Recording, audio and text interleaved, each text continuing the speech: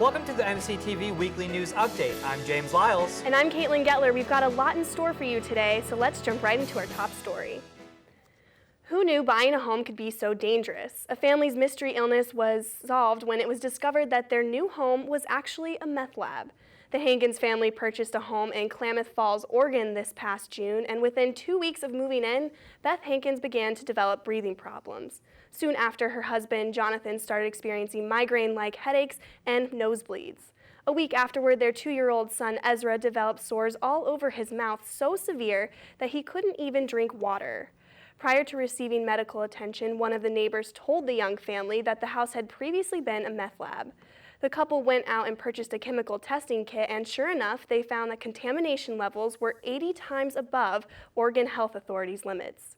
The house had been foreclosed, which meant that the family had been informed that they were responsible for detecting potential hazards, but they were never warned about the potential drug activity.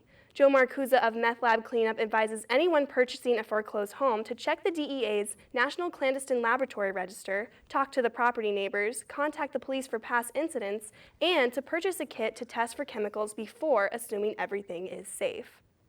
Sure to make you feel better, Taylor Swift's fourth studio-released album titled Red is becoming released on October 22nd, 2012 at midnight. Red will feature 16 tracks on the main CD with unannounced bonus material soon to be added. Swift said during her fan web chat that the title Red comes from, quote, the kind of crazy, insane, intense, semi-toxic relationships that I've been experiencing the last 2 years. All those emotions spanning from intense love, intense frustration, jealousy, confusion, all of that. And in my mind, all those emotions are red. You know, there's nothing in between. There's nothing beige about any of those feelings. End quote. Swift's leading single, We Are Never Ever Getting Back Together, was an instant commercial success, topping the iTunes charts all over the world and becoming the fastest-selling digital single ever in its debut week for a song by any woman in history, with over 600,000 copies sold. This topped even Lady Gaga's Born This Way and Kesha's TikTok.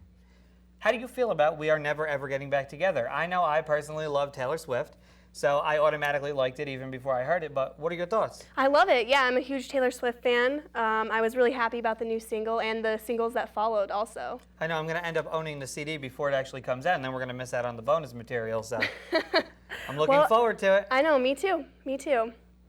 This isn't the only big celebrity news we have for you tonight. A country star is singing the blues and apologizing to his fans and his wife. Plus, Adele makes her 007 debut, and Seth MacFarlane prepares for one of Hollywood's biggest nights. Christina Moultrie has all the day's entertainment stories in this Hollywood Minute. Jason Aldean is apologizing to his fans. Photos surfaced over the weekend that show the married country star in a compromising situation with a former American Idol star. Aldean took to his online accounts to give his side of the story, saying in part, "The truth is that I screwed up. I had too much to drink, let the party get out of hand, and acted inappropriately at a bar. I left alone, caught the bus to our next show, and that's the end of the story. I ultimately ended up embarrassing my family and myself." Aldean is asking for time to work through the situation with his family. He did get some good news Monday. His single, Take a Little Ride, hit #1 on the Billboard radio chart. Adele has been given a license to thrill. The singer is lending her voice to the theme song of the latest James Bond installment, Skyfall. The song shares the same name as the 007 film and will debut on the singer's website on Friday. Skyfall hits theaters next month. Seth MacFarlane will host the 85th Academy Awards. This will be his first time as host of the prestigious ceremony, an opportunity he calls an overwhelming privilege. MacFarlane may not be a household name, but he's well known in the entertainment industry. He's the creative force behind Family Guy and co-wrote and produced the film Ted. The Academy Awards air in February. For Hollywood Minute, I'm Christina Moultrie. Surprisingly, these are not the only big names hitting the news lately. A woman that we all thought we were done hearing about is back in the media. Casey Anthony's attorney wants his client's defamation trial moved, claiming it would be impossible for her to get a fair jury trial in Orange County, Florida. Zanita Gonzalez is suing Anthony for defamation. She claims that she was harassed and threatened after Anthony came up with a fictitious nanny named Zanita Gonzalez Fernandez, also known as Zanny the Nanny. Anthony's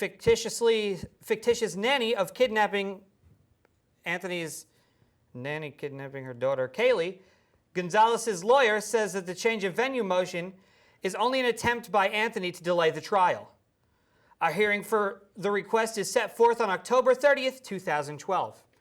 How do you feel about the Casey Anthony trial? I know I wasn't really following it that closely, but yeah, I think it'll crazy. be impossible for her to get a fair trial anywhere. The case was really, was highly publicized, and everyone pretty much knows who they are, and they've formed an opinion about her. So yeah, no matter where you would go, I would feel that the case would follow the same thoughts, like the public would still have the same opinions. Yeah, exactly. So we'll just have to see how it turns out. Deciding another very important case this week was Judge Nicholas Garafuis. For the first time in 5 years, Garafuis, overseer of the effort to diversify the fire department of New York, has approved an entrance exam allowing new firefighters to be hired. Garafuis has been fighting for years for this change because he thought the old entrance exam made it more difficult for minorities to become firefighters. The Fire Department of New York is now expected to see a much more diverse group of firefighters.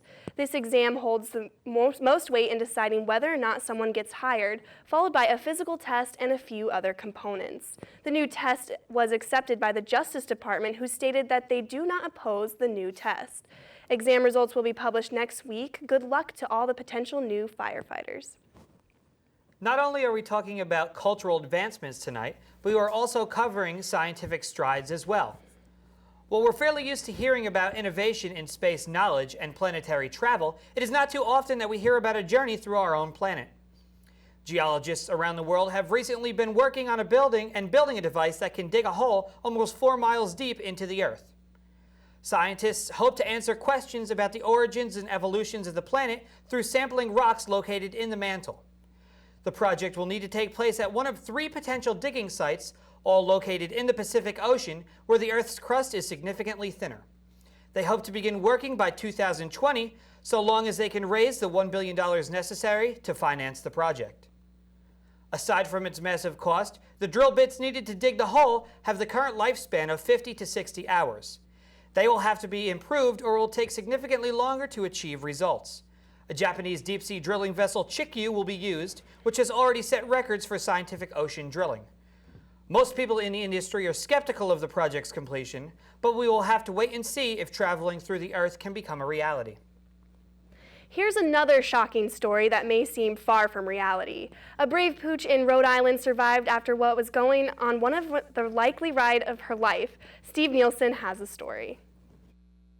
You'd never know it, but this energetic poodle mix was hit by a car just a week ago. One of the more bizarre stories by far. Yeah, we had never come across anything like this. East Providence Animal Control says a driver going 50 miles per hour hit this dog near Segregansett Country Club in Taunton without realizing it. The driver cruised for 11 miles until someone flagged him down. The dog stuck inside the grill, clinging to life, traveling inside all 11 miles. She was kind of wedged in there with the license plate and the license plate cover. Animal Control Supervisor Will Muggle rushed to the scene and tried pulling the dog out, not knowing if she would live. She was holding on to the front of the bumper, holding on for dear life, as it were. Amazingly, the dog was nearly unscathed. She had a concussion, which is now cleared up, and a minor bladder issue's been fixed as well. This is definitely one of the luckiest dogs I've met. Muggle says the dog had a collar and a microchip, but he still hasn't been able to find the owner. Animal Control doesn't know her name yet. It's a safe bet Lucky might fit her just fine. Apparently, we're keeping with the animal theme tonight and moving on to a story that sounds like the start of a bad joke. A skateboarder and a deer have an unfortunate meeting on a Colorado road. This video shows the deer that ran right into the road as a guy on a longboard was going around 40 miles per hour. The two roll off the road and into the dirt. It happened over the weekend during the Buffalo Bill downhill race in Golden, Colorado. The skateboarder walked away with some serious scrapes, but no broken bones. The deer was not hurt. I wonder if the spokesperson for that deer let us know that he was not hurt. Or if we, as the American public, just generalized that because there was no dead deer. Does he have a human spokesperson or another deer? I don't know. I'm a little confused. I don't know. Moving on to heavier news, after being charged with deceiving its customers, American Express will pay back $85 million. The refund goes to 250,000 Amex customers who will be contacted and reimbursed by the company. The reason? The company illegally charged late fees, promised non-existent $300 rewards, and discriminated against applicants over the age of 35. The group behind the investigation is the Consumer Financial Protection Bureau, which was launched last year. This is the third major case they've charged.